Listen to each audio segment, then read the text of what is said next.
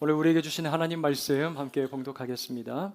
민수기 5장 5절에서 8절 말씀입니다. 제가 가지고 있는 성경 구약 202페이지입니다. 살아계신 하나님 말씀을 봉독합니다. 여호와께서 모세에게 말씀하여 이르시되 이스라엘 자손에게 이르라. 남자나 여자나 사람들이 범하는 죄를 범하여 여호와께 거역함으로 죄를 지으면 그 지은 죄를 자복하고 그 죄의 값을 온전히 갚되 5분의 1을 더하여 그가 죄를 지었던 그 사람에게 돌려줄 것이요 만일 죄값을 받을 만한 친척이 없으면 그 죄의 값을 여호와께 드려 제사장에게로 돌릴 것이니 이는 그를 위하여 속죄할 속죄의 순양과 함께 돌릴 것이니라.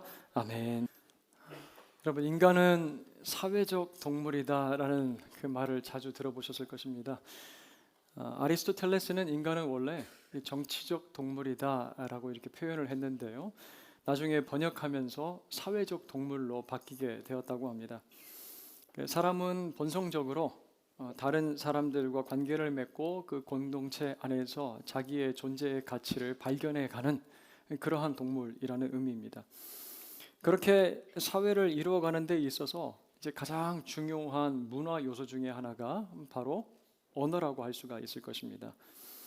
성경 창세기에서 사람들이 모여서 높이 바벨탑을 쌓고 하나님께 배반하는 모습을 보게 되는데, 그때 인류를 흩어버리기 위해서 하나님께서 혼잡하게 하는 것이 무엇입니까? 그들의 언어를 혼잡하게 하는 모습을 볼 수가 있어요. 반면에 하나님은 이제 그리스도 예수 안에서 성령의 역사하심 가운데 새로운 공동체, 하나님의 나라, 이제 사회를 건설을 해 나가시는데요. 사도행전을 보면 오순절 마가의 다락방에서 성도들이 함께 모여서 하나님 앞에 기도할 때 성령이 임하고 그들의 무엇이 통일되는 것을 볼 수가 있죠? 그들의 언어가 또 통일되는 것을 볼 수가 있습니다. 각자 다른 방언들을 하지만 모두가 이해하는 모습을 볼 수가 있어요. 서로를 이해하는 모습을 볼 수가 있습니다. 이렇게 한 사회와 공동체를 잘 세워가고 그리고 또 유지하는 데 있어서 중요한 요소가 바로 언어입니다. 그런데 특별히 이 관계를 잘 형성을 하고 또 유지하는 데 있어서 필요한 말들이 있어요. 꼭 필요한 말이 있습니다. 미국 갈 때 이 두 마디만 하면 어디 가서 길 잃어버리지 않고 그리고 봉변당하지 않고 살 수 있다라고 이야기를 하는데 뭔지 아십니까? 땡큐와 쏘리. 땡큐, 쏘리만 제대로 잘하면, 감사합니다, 미안합니다, 이거 두 마디만 잘하면 살 수 있다고 그래요. 제가 유년부 사역할 때 우리 이제 유년부 아이들과 자주 불렀던 찬양이 있는데 그 가사가 이렇습니다. 하나님이 기뻐하실 예의 바른 네 마디 말. 그리고 2절 가사가 이렇습니다. 온 세상을 바꾸어 줄 예의 바른 네 마디 말. 먼저 하세요. 미안합니다. 감사합니다. 제가 할게요. 이렇게 했습니다. 제가 유년부 할 때 그렇게 했어요. 제가 이제 이 찬양을 부를 때마다 늘 궁금했던 게 하나가 있어요. 이 감사합니다를 먼저 말하기 전에 미안합니다가 왜 먼저 나올까라는 생각을 했습니다. 생각해 보면요, 감사합니다는 쉬워요. 누군가 나에게 호의를 베풀면 마음 가운데 자연스럽게 이게 감사하는 감정이 생기고 입으로도 감사합니다 이렇게 나오게 되어 있습니다. 하지만 미안합니다 어떻습니까? 굉장히 힘들어요. 때로 어렵습니다. 미안합니다라고 입으로 말할 수 없지만 이 마음 중심 가운데서 진정성 어린 이게 미안합니다라는 고백하는 건 이게 쉽지 않은 일이에요. 이제 운전을 하다가 누가 봐도 제가 실수를 하고 잘못한 것처럼 분명히 보이거든요.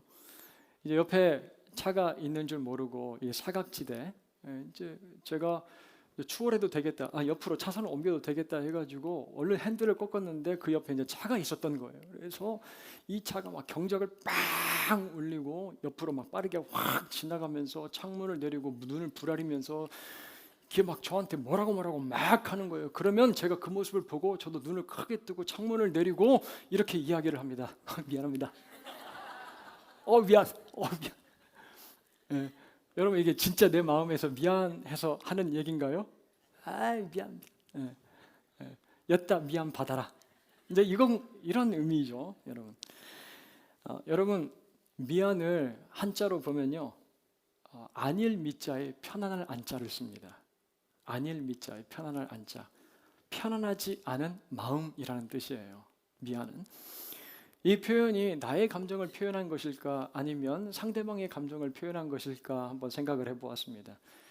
우리가 누군가에게 솔직하게 이제 미안하다라고 이야기를 하려면 누구의 마음부터가 좀 불편해야 되겠습니까? 나의 마음부터가 좀 불편해야 돼요. 내 마음이 좀 불편해야 누군가에게 진정성 어린 미안을 이야기를 할 수가 있다라는 말씀이에요. 미안하려면 내가 뭘 잘못했는지 생각을 해야 되고요. 나의 부족함과 상대방에게 해를 끼쳤다라는 것도 인정을 해야만 합니다. 내 마음의 불편함을 감수해야만 비로소 진정성 있게 미안하다고 말을 할 수가 있다라는 것이죠. 내 마음의 불편함을 감수해야 미안하다라고 진실되게 이야기할 수 있다는 말씀입니다. 그래서 누군가에게 미안하다고 이야기하는 것이 참 쉽지 않은 일이에요. 이런 글귀를 제가 읽어본 적이 있습니다. 미안함은 자해입니다. 스스로 해를 입힌다라는 것이죠. 내 마음의 불편함을 싣는 자해로 당신이 편안해지길 바랍니다.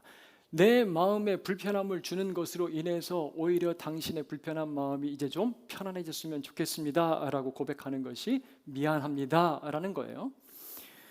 여러분, 우리는 지난주 하나님께서 모든 부정한 것들을 진영 바깥으로 옮기라, 내보내라 하시는 말씀을 들었습니다.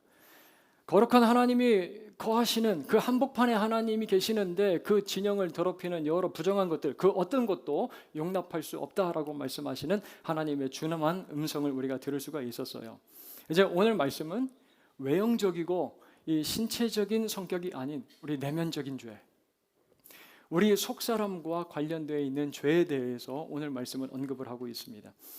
이 명령도 지난 시간처럼 남녀를 막론하고 남녀를 떠나서 차별 없이 남자나 여자나 예외가 없다라고 말씀을 하고 있어요. 여러분 6절 말씀을 다시 한번 보겠습니다. 6절을 보세요.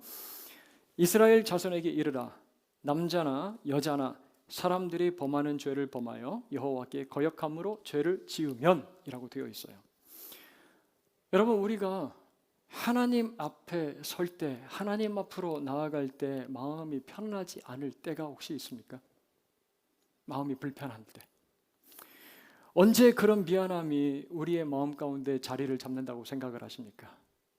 여러분 마음 가운데 하나님 앞에서 불편함이 마음의 자리를 잡을 때 언제라고 생각을 하세요? 하나님께서 혹시라도 우리와 그리고 저 자신을 바라보면서 너 오늘 내 앞에서 좀 마음이 불편해야 될 텐데 왜 그렇게 아무렇지도 않아?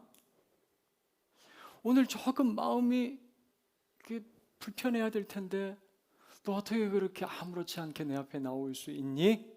그렇게 말씀하실 때가 있지 않을까요? 오늘 말씀은 우리가 하나님 앞에서 가져야 될 당연한 미안함에 대해서 이야기를 하고 있습니다. 오늘 말씀을 통해서 우리가 무엇에 대해서 미안해야 되는지, 그리고 그 미안함을 어떻게 표현해야 되는지 말씀을 통하여 함께 생각을 해보려고 해요. 여러분, 치명적인 실수를 하고도요, 전혀 이제 미안한 안색을 드러내지 않는 그런 경우를 볼 때가 있습니다. 그러면 우리가 이렇게 어쩜 저렇게 뻔뻔할 수가 있나? 얼굴이 왜 이렇게 두꺼워? 어떻게 미안하다고 한마디 안 할 수가 있어? 그렇게 이제 이야기를 하죠. 한 번은 음식점에서 이제 음식을 서빙하는 그 종업원 분이 그릇을 치우다가 접시에 있는 이제 국물 몇 방울을 제 이제 바지에 흘리셨어요. 아니 거의 뭐 이제 좀 쏟는 수준으로 좀 흘리셨습니다. 그런데 그렇게 쏟았으면 어떻게 반응해야 되죠? 죄송합니다. 어떻게 해야 돼? 너무너무 죄송합니다. 미안합니다. 저 같았으면 바로 그렇게 사과를 했을 것 같아요. 뭔가 조치를 취해야 될 텐데 그렇지 않는 거예요. 왜 그랬을까요? 자기가 할 일을 그냥 계속해서 합니다. 왜 그랬을까요, 여러분? 자기가 무엇을 했는지 모르기 때문에 그래요. 모르기 때문에 그렇습니다. 저도 그 자리에서 막 뭐라고 하면 이 종업원분이 굉장히 마음 가운데 상처를 입고 막 이렇게 무안해할까봐 조용히 그분 나가신 다음에 가서 퐁퐁으로 씻으라라는 명령을 듣고 가서 이제 퐁퐁으로 씻었습니다. 네, 퐁퐁으로 씻었어요. 오늘 말씀은요, 우리가 미안함을 느끼지 못할 때가 있는데 그 이유가 무엇이라고 말씀하고 있냐면 바로 우리가 알지 못하기 때문일 수도 있다라는 거예요. 종업원이 자기가 어떤 실수를 누구에게 지금 지었는지 알지 못할 때 전혀 미안한 감정을 느끼지 못했던 것처럼 우리가 죄를 지을 때도 이게 지금 누구를 대상으로 어떠한 내가 죄를 짓고 있는지 그거 알지 못한다면 마음의 별 불편함을 느끼지 못할 수도 있다라는 말씀이에요. 그 심각성에 대해서 인식하지 못한다는 말씀입니다, 여러분. 6절에 이렇게 언급한 부분에 한번 주목해 보셨으면 좋겠어요. 남자나 여자나 사람들이 범하는 죄라고 되어 있어요. 여기서 사람들이 범하는 죄라는 이 부분이 있는데 그 의미가 이렇습니다. 타인을 대상으로 저지른 죄, 실수라는 의미예요. 우리말 성경을 가서 보면 이 부분을 이렇게 번역을 해놓았습니다. 제가 읽어드릴게요. 민수기 5장 6절 말씀, 이스라엘 자손에게 말하여라. 남자든 여자든 누구에겐가 어떤 방식으로든 잘못을 저질러라고 되어 있어요. 남자든 여자든 누구에게든지 어떠한 방법으로든 잘못을 저질러. 공동 번역 성경을 가서 보니까요, 남에게 손해를 입혀라고 그렇게 번역되어 있습니다. 우리는 살아가면서 그 사람과 사람의 관계 가운데서 크고 작은 잘못을 일으키기도 하고요, 또 우리가 일방적으로 피해를 입기도 합니다.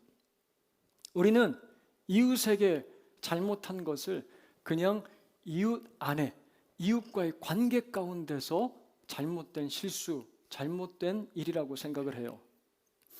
하지만 오늘 말씀은 그러한 행위를 더 심각하게 넓게 해석하고 규정을 하고 있다는 말씀이에요.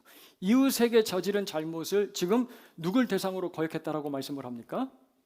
여호와께, 하나님께.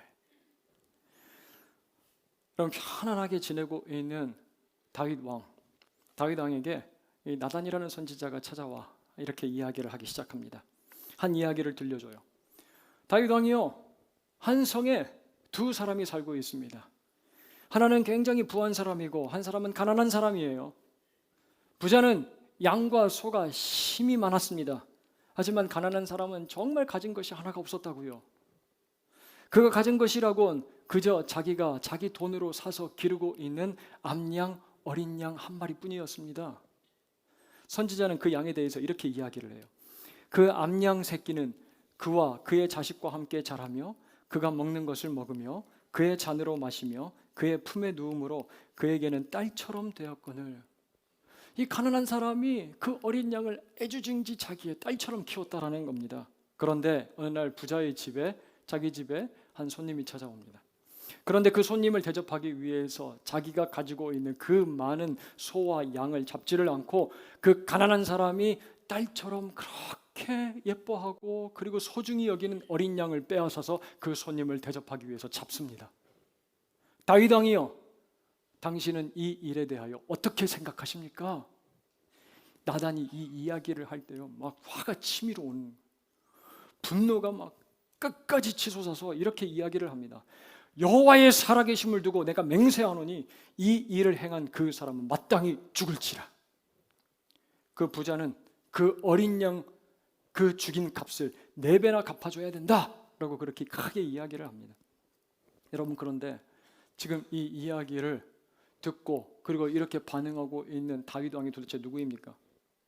우리는 다윗 왕이 저지른 치명적인 범죄, 심각한 범죄에 대해서 11장에 적나라하게 기록되어 있는 거 확인할 수가 있어요.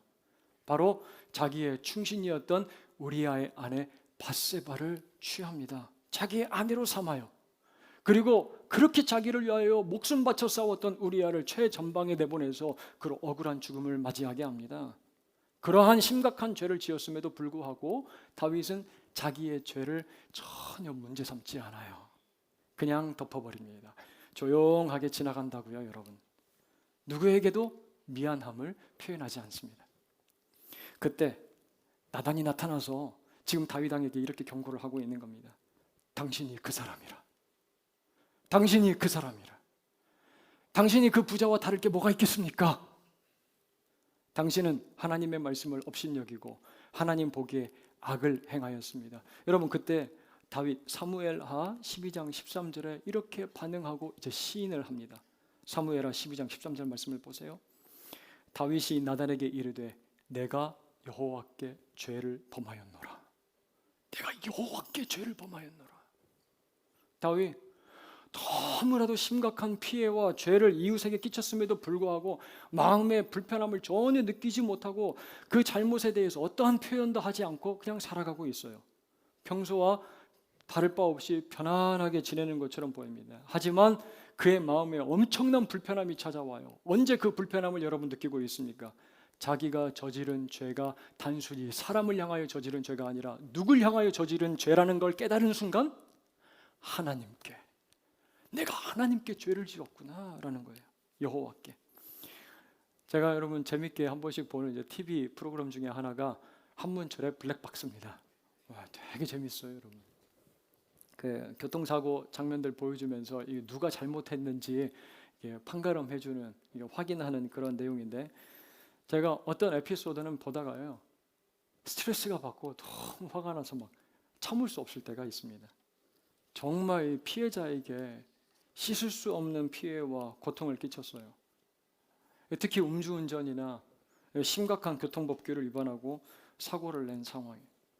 그래서 피해자가 죽거나 이제 다쳐서 장애를 입게 되었는데, 그 고통보다 더 큰 고통이 뭐라고 이야기하는지 아세요? 내가 지금까지 한마디 미안하다는 사과를 듣지 못했습니다. 이게 지금 내가 당하고 있는 고통보다 훨씬 더 아픈 고통입니다. 너무나 쓰라려요. 그러면서 울면서 이렇게 이야기를 합니다. 정말 진실한 사과, 미안하다라는 그 한마디만 내가 들으면 내 마음 가운데 이게 꽉 답답하게 이렇게 머물러 있는 이 상처가 내려갈 것 같은데, 그렇게 이제 얘기를 하는 겁니다. 마음이 풀어질 것 같다고요. 우리는 다 죄로 타락한 본성을 가지고 살아갑니다. 그런 존재들이에요. 때문에 그 죄성 때문에 인정하지 않으려고 해요.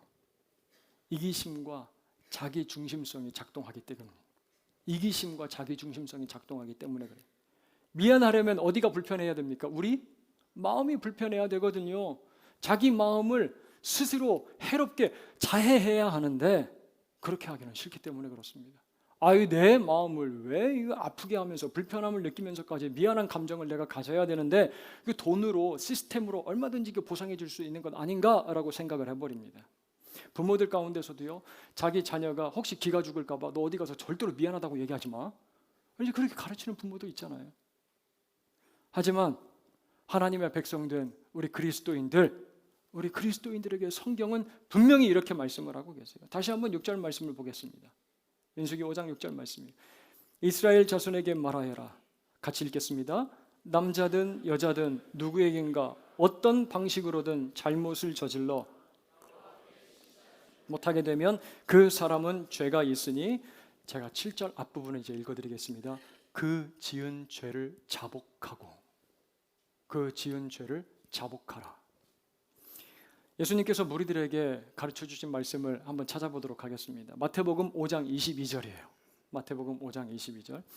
나는 너희에게 이르노니 형제에게 노하는 자마다 심판을 받게 되고, 형제를 대하여 나가라 하는 자는 공회에 잡혀가게 되고, 미련한 놈이라 하는 자는 지옥불에 들어가게 되리라. 여러분, 얼마나 준엄하고 엄격한 심판의 메시지입니까? 형제에게 노하고 나가라고 이야기를 하고, 이게 나가가 뭐냐면요, 머리가 빈 상태, 바보, 멍충이, 이런 뜻이라고 그래요. 그리고 미련한 놈이라고 부르는 사람은 그냥 죄 없이 넘어가지 않겠다. 누구 기준에서요? 하나님께서 그냥 넘어가지 않겠다라고 말씀을 하십니다. 그리고 이어서 예수님은 이렇게 말씀해 주세요. 바로 이어지는 말씀, 우리가 잘 알고 있는 말씀입니다. 마태복음 5장 23절에서 24절 말씀 같이 읽겠습니다. 그러므로 예물을 제단에 드리려다가 거기서 내 형제에게 원망 들을 만한 일이 있는 것이 생각나거든 예물을 제단 앞에 두고 먼저 가서 형제와 화목하고 그 후에 와서 예물을 드리라. 아멘. 여러분, 이 시간에 혹시 마음 불편한 분들이 계십니까? 마음이 불편하다면 그건 지금 말씀이 우리의 마음과 영혼을 만지시고 계신다는 증거입니다, 여러분. 하나님의 말씀이 여러분들의 지금 심장을 마사지하고 있다는 뜻이에요. 이건 불쾌하거나 기분 나쁠 일이 전혀 아닙니다. 말씀이 우리에게 도전하시고 말씀이 우리를 만지시고 계시는데요, 오히려 감사해야 되는 거예요. 감사해야 될 일입니다. 사람과의 관계와 하나님의 관계를 이분법적으로 생각을 하고요. 그건 별개지.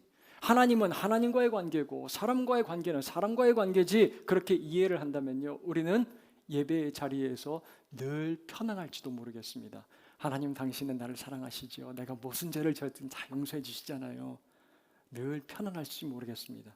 하지만 오늘 말씀처럼 사람들에게 범하는 죄가 하나님께 거역하는 죄라는 사실을 우리가 알게 되면 어떻습니까? 마음 가운데 불편함이 있는 거예요. 마음이 편치 않은 거예요. 하나님을 향한 미안함이 먼저 느껴져야 합니다. 마음에 찔림이 있고요, 하나님 앞에서 마음이 불편함이 있고, 그래서 우리는 하나님 앞에 무엇할 수밖에 없어요? 자복할 수밖에 없는 거예요. 하나님 죄송합니다. 하나님께 아니라 사람들에게 죄를 지었던 나의 모습이 생각이 납니다. 자복하게 되는 거예요. 가정에서 남편에게, 아내에게 자존심을 상하게 하고 무시하는 말로 막 상처를 줍니다. 자녀와 부모가 서로를 향해 찌르는 말로 서로에게 눈물을 나게 만듭니다. 직장에서 거친 말과 행동으로 아픔을 줘요. 누군가에게 피해를 입히거나 억울한 일로 고통을 줍니다. 아마 이번 추석 명절을 지내면서도요, 우리 가장 가까운 곁에 있는 사람들에게 혹시 상처를 입혔을지도 몰라요. 그렇다면 우리는 이 예배의 자리에서 마음이 어때야 됩니까? 불편해야 돼요. 하나님 앞에 섰을 때 불편해야 됩니다. 그것이 여러분 변화의 시작 아니겠습니까? 늘 편하면요, 변화가 일어나지 않는 거예요. 내 삶 가운데 하나님 앞에서 범죄한 사실, 내 삶의 자리에서 사람들과의 관계 가운데서 하나님 앞에서 실수한 모습들, 그거에 대해서 불편함이 느껴질 때야 비로소 우리 가운데 변화가 시작된다는 말씀이에요. 그것이 변화의 시작입니다, 여러분. 여러분, 우리가 이웃을 향하여 지은 죄가 하나님을 향한 죄라는 사실, 그건 모르면, 인식하지 못하면 우리는 쉽게 미안하다라고 이야기를 할 수가 없는 거예요. 사랑하는 여러분, 하나님께서 먼저 우리에게 이렇게 말씀을 하십니다. 그의 지은 죄를 내 앞에서 자복하라 라고요. 나의 이웃에게 행한 이 일로 하나님 앞에서 우리의 마음 가운데 불편함이 있습니까? 그렇다면 그 부분 진정한 미안함으로 하나님 앞에 나아가 우리의 잘못을 고백할 수 있는 저와 여러분들 모두가 될 수 있기를 주님의 이름으로 축원합니다. 예물을 드리다가 내 형제에게 원망 들을 만한 일이 생각나는 것, 예물을 드리다가 내 형제에게 원망 들을 만한 일이 생각나는 것, 그것이 여러분 하나님께서 기뻐하시는 예배라는 말씀이에요. 내 삶을 고치고 하나님이 기뻐하시는 아름다운 삶의 열매를 올려드릴 수 있는 삶의 예배의 변화의 시작이 바로 기억하는 거예요. 발견하는 것입니다. 그 예배가 하나님께서 기뻐하시는 진정한 예배라는 사실을 저와 여러분들 모두가 기억할 수 있게 되기를 주님의 이름으로 다시 한번 축원합니다. 그런가 하면 다시 한번 7절 말씀을 보세요. 그 지은 죄를 자복하고, 여러분이 그냥 여기서 이제 끝나지 않습니다. 자복하는 것만으로 마무리되는 게 아니라는 말씀이에요. 계속해서 7절 말씀을 보도록 하겠습니다. 같이 7절 말씀을 읽습니다. 그 지은 죄를 자복하고 그 죄값을 온전히 갚되 그가 죄를 지었던 그 사람에게 돌려줄 것이요. 하나님께서는요, 자기에게 지은 죄를 자복할 뿐만 아니라 이제 구체적인 행동을 또 요청을 하고 계십니다. 바로 온전한 배상이에요. 온전한 배상. 7절은 그 온전한 갚음, 그 배상을 이렇게 이제 규정을 하고 있어요. 피해에게 5분의 1을 더하여 돌려주라. 피해자에게. 우리가 잘 아는 세리장 삭개오, 그가 예수님을 만나고 그의 삶이 변화되고 이런 이제 결단을 하게 됩니다. 내가 가지고 있는 소유의 절반을 가난한 자들에게 나눠주고, 혹시라도 내가 토색한 자들이 있다면 그것 4배로 돌려 갚겠습니다 라고 그렇게 이야기를 해요. 배상하겠습니다 라고요. 이스라엘 백성들 이제 하나가 돼서 약속의 땅으로 나아가는 여정을 시작을 합니다. 아주 째임사 있게, 그리고 또 유기적으로 결속된 공동체로 함께 걸어갑니다. 그럼에도 불구하고 관계적인 어려움이 전혀 없을까요? 늘 사이좋게 그 광야의 길을 걸어갔겠습니까? 그렇지 않았을 거예요. 저도요, 제 밑으로 남동생과 여동생이 하나씩 있습니다. 3남매로 자라왔는데 제가 이제 굉장히 무섭다고 그래요. 저는 안 그런 것 같은데. 그러면서 위계질서가 이제 잘 잡혔는데 한 번씩 저에게 반항을 합니다. 도전을 해요. 그러면 제가 막 쳐내기도 하고요. 밥 먹으면서 그렇게 동그랑땡 하나 더 먹은 거 가지고 두개 패고, 네가 어떻게 돈가스를 한 점 더 먹을 수 있느냐, 장난감 가지고 싸우기도 하고요.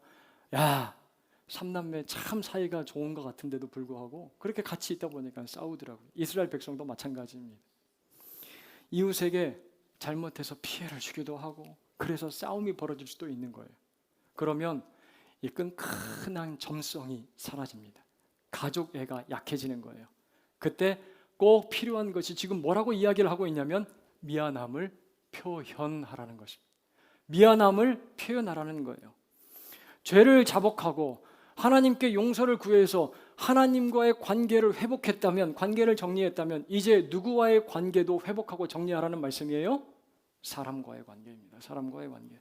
내가 죄를 지었던 사람과의 관계. 그래서 이렇게 지금 표현하는 겁니다. 그 죄의 값을 어떻게 갚되? 온전히 갚되입니다. 온전히 갚되. 하나님과의 관계 해결이 다가 아니라는 거예요. 해를 끼치고 잘못한 사람과의 그 관계도 해결돼야 온전한 갚음이라는 말씀입니다. 7절은 피해 5분의 1을 더해서 갚으라고 해요. 100에 그 피해를 입혔다면 120으로 돌려주라라는 말씀입니다. 제가 기억이 잘 나진 않습니다. 어떤 잘못을 저질렀는지. 그날 저녁에 집에 들어가기 전 아내가 좋아하는 수국을 한 다발 사가지고 들어갔습니다. 카드도 썼던 것 같아요. 카드에다 이렇게 썼습니다. 미안해요. 나의 부족함을 용서하세요. 그런데 제가 정말 잘한 게 무엇인지 여러분들 보이십니까? 미안해요 하는 입만 가지고 들어간 것이 아니라 아내가 좋아하는 수국을 한 다발을 사가지고 들어간 거예요. 그 수국을 딱 봤더니 아무 말 안 하고 그냥 방으로 쑥 들어가더라고요. 그래서 이거 어떻게 하지? 수국도 안 통하나? 그런데 그 다음날 아침에 일어나서 나가봤더니 테이블 위에 화병에 수국이 하나름 꽂혀져 있는 거예요. 그걸 보면서 제 마음 가운데 어떤 생각이 들었는지 알아요? 용서받았구나.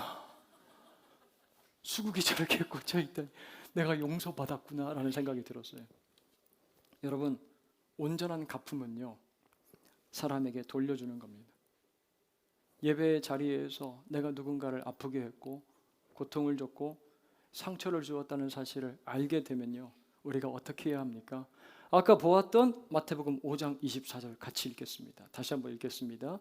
예물을 제단 앞에 두고 먼저 가서 형제와 화목하고 그 후에 와서 예물을 드리라. 형제와 화목하고 그 후에 와서 예물을 드리라 말씀을 하십니다. 피해를 입고 손해를 당한 그런 분들에게 이제 나라가 보상금을 지급할 때가 있어요. 그 이유가 무엇입니까, 여러분? 이렇게 보상금 지급하니까 더 이상 말하지 마. 입 닫아. 이러한 뜻이겠습니까? 난 미안할 필요 없어. 이 보상금으로 다 해결됐으니까 더 이상 뭐가 필요하겠어? 내 불편한 마음 해결해 주기 위해서, 해결하기 위해서 이게 보상금을 지급하는 겁니까? 만약 그렇다면요, 이 제도는 굉장히 자기중심적이고 피해자를 다시 한번 가해하는 도구가 되고 수단이 될 겁니다, 여러분. 완전한 보상은요, 미안함을 표현하는 겁니다. 보상금을 주는 건 미안함의 표현인 거예요. 그걸 그냥 미안함을 무마시키기 위한 것이 아니라는 말씀이에요. 여러분, 우리 기독교 공동체는요, 하나님께 미안함을 표현하는 것이 온전한 갚음이 아니라고 말씀을 하십니다. 온전한 보상은 내 이웃에게 실제적으로 미안함을 표현하는 것이라고 말씀을 하고 있어요. 오늘 우리에게 이 5분의 1을 더해서 돌려준다라는 의미가 무엇일까요? 법적 손해배상을 넘어서 그가 아파한 것보다 더 아파하는 마음을 가지고 그에게 다가가 미안하다라고 이야기를 해주는 표현이라는 말씀이에요. 한때 우리 기독교에 이슈가 되었던 영화가 있습니다. 그 밀양이라는 영화 아시죠? 밀양. 남편을 잃어버렸습니다. 그리고 아들마저 유괴범에게 잃어버린 등장인물 주인공 신혜는 교회에 출석을 합니다. 그리고 교회에서 깊은 위로를 경험을 해요. 이렇게 위로를 받은 신혜는 이제 내 아이를 유괴했던 그 유괴범을 좀 용서를 해야 되겠다 해서 마음을 품고 교도소로 면회를 갑니다. 그런데 그곳에서 만난 유괴범이 이제 주인공 신혜에게 그렇게 이야기를 해요. 나는 이미 하나님께 용서를 받아서 마음이 평안합니다. 나는 이미 용서를 받았기 때문에 마음이 편안합니다. 그 말을 듣고 시내가 무너집니다. 삶이 박살이 나요. 무너집니다. 그리고 이렇게 울부짖어요. 내가 그 인간을 용서하기도 전에 어떻게 하나님이 그 인간을 먼저 용서할 수가 있습니까? 라고요. 성경은 오늘 분명히 우리들에게 이렇게 이야기를 합니다. 온전한 갚음, 온전한 배상은 그 사람을 향해 미안함을 표현하기까지 치러지지 않는다라고 말씀을 하시는 거예요. 내가 상처 입힌 사람에게 미안함을 표현하기 전까지는 그거 치러지지 않는다. 사도 바울, 그는 늘 빚진 자로 살아가요. 하나님 앞에서 늘 죄송하고 빚진 자로 살아갑니다. 왜 그런지 아십니까? 죽을 때까지 그가 자기 자신을 향해서 이렇게 부르고 있어요. 이렇게 이야기합니다. 그의 마지막 서신들 가운데 하나인 이 디모데전서 1장 말씀을 가서 보면 이렇게 자기 자신을 부르고 있어요. 내가 전에는 비방자요, 박해자요, 폭행자였습니다. 나는 죄인 중에 괴수입니다. 그렇게 고백을 하는 거예요. 하나님 나라와 그의 백성들 괴롭혔던 자로서의 그 마음, 그 불편함이 그를 빚진 자로 살게 했던 겁니다. 그래서 하나님 앞에서 늘 빚진 마음으로 복음을 듣지 못하고 그냥 죽어가는 이들에게 그렇게 다가가서 복음을 선포했던 사도 바울의 삶이었던 겁니다. 여러분, 빚을 갚으며 살려고 했던 거예요. 제 딸아이가 어릴 적 뭘 모를 때 제가 이제 아끼는 신학책에다가 막 잔뜩 낙서를 해놓은 거예요. 색연필로. 도화지도 있는데 굳이 또 제가 이렇게 펼쳐놓은 신학책에다 그렇게 그림을 또 막 그려놓은 거예요. 색연필로 잔뜩. 아마 제가 이제 그 신학책을 즐겨 보면서 공부를 하니까 자기도 공부하는 흉내를 내보려고 거기에 앉아가지고 막 이제 색연필로 그어놨던 것 같아요. 그래서 내가 다시는 이렇게 못하게 이제 만들어야 되겠다 해가지고 혼을 내려고 예지! 와! 눌러와! 했는데